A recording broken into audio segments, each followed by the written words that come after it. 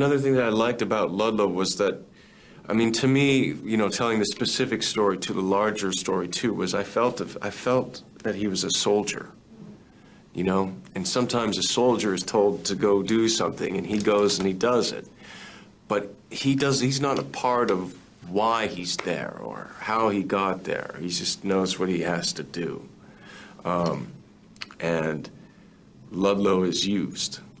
You know, so I thought, so there was something to me that hopefully, that there's an acknowledgement of that, and that hopefully through that we can use it more wisely, you know. Because David Ayer, the director, talks about that violence is necessary. It's a necessary thing. And we have to respect that, and it has to be respected, and it has to be wielded and yielded in considered ways. Forrest Whitaker, who's playing Wander. And you kind of see that the character I'm playing is a bit of a lone wolf and how he's treated by, there's a certain kind of jealousy from the other men in the squad, but also, and he's also kind of special to their captain. He's Wander, Forrest Whitaker's character. So you kind of have this tension, which gets played out through the film. Well, I had a lot of training. So, I mean, the shoot, don't shoot is a simulator. But then I also worked with a gentleman named Rick Lopez and did some stuff in the hills with live fire, live rounds, just basic techniques, shooting techniques, you know, double tap, sighting, movement, pawing rooms, entering rooms. I learned a lot, and you know, because they were in uniform together, and they've all both ended up, you know, promoting and doing different things. But they were partners together in a black and white for, I think, 5 years, 6 years in uniform. And so the past, like where my character came from, they really shared a lot with where they had been and their version of policing and what it took, what it meant in their lives. The cost of being a police officer in LAPD, doing the things that they did, the kinds of police officers they wanted to be, and what it took. You know, they were very proactive police officers.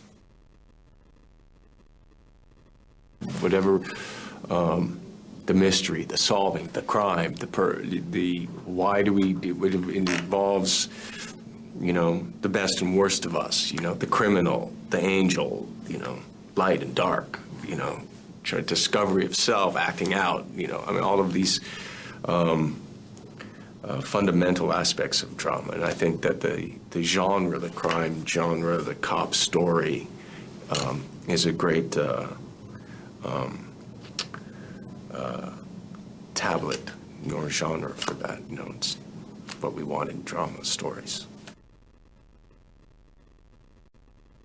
The thing that we set out to do from the beginning was to make a movie that transcended the genre and not to just hit the expected beats, because the police thriller genre has become such a tried and true form in American fiction and film and so on, that there are certain expectations. And what we really worked hard to do was to have it be peopled by real characters with real dilemmas, not whitewash it. Anytime you try to tell any story that's populated by real people. There's going to be heroism, there's going to be darkness, there's going to be idealism, there's going to be corruption, there's going to be betrayal, there's going to be love. You know, those are all those are all facets of everyone's life, of every city, et cetera, et cetera. And certainly what we haven't tried to do is to varnish it at all or whitewash it at all. By the same token, what we were very conscious of and conscientious about was we really were not interested in telling a story.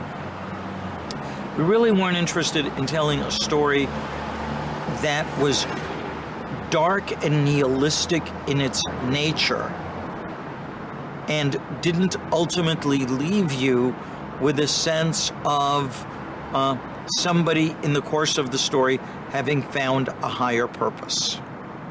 So while certainly the story takes its very dark and violent and disturbing turns, really, it's kind of it's a story of a hero.